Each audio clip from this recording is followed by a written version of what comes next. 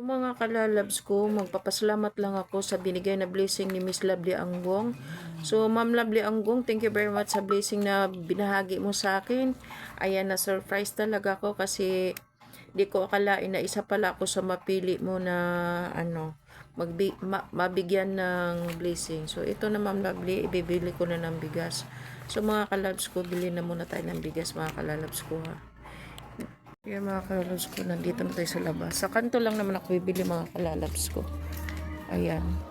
Ayan doon tayo sa kanto mga kalalabs ko bibili. Medyo basa dito kasi gawa ng naulan. Ayan doon tayo sa kanto na. So dito kami, dyan ako bibili ng bigas mga kalalabs ko. Ayan dito yun sa amin. Oh.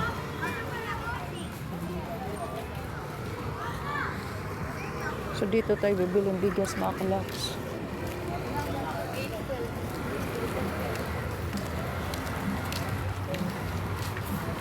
Dito tayo bibili. Oh. So, dito tayo bibili mga kalabs.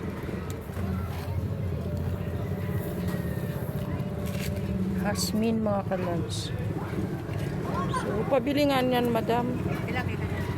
10 kilos. So, Ma'am Lovely, ito na yung binili ko na yung bigay mong blessing. 10 kilos, madam.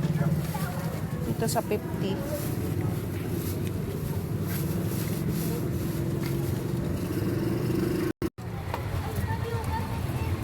Ayan ang bigas dito sa amin.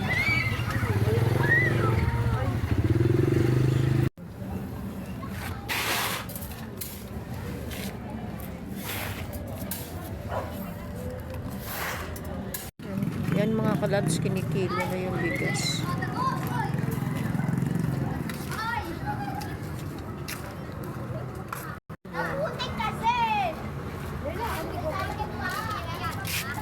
Maganda rin naman talaga siya.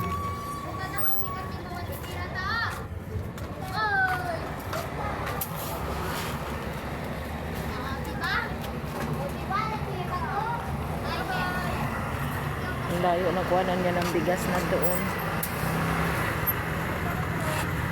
Nagsobra. Yung mga kalalabs ko, 10 kilos. Bate ka muna sa aking vlog. Ayan, sige, lagay na dyan. Thank you po. So, ayan mga kalabs, nandyan na yung Ma'am Lovely, yung blessing na binigay mo sa amin. So, thank you very much, Ma'am Lovely. Maraming salamat. Sana marami ka pang mabigyan ng blessing. Okay. So, thank you very much, Ma'am Lovely.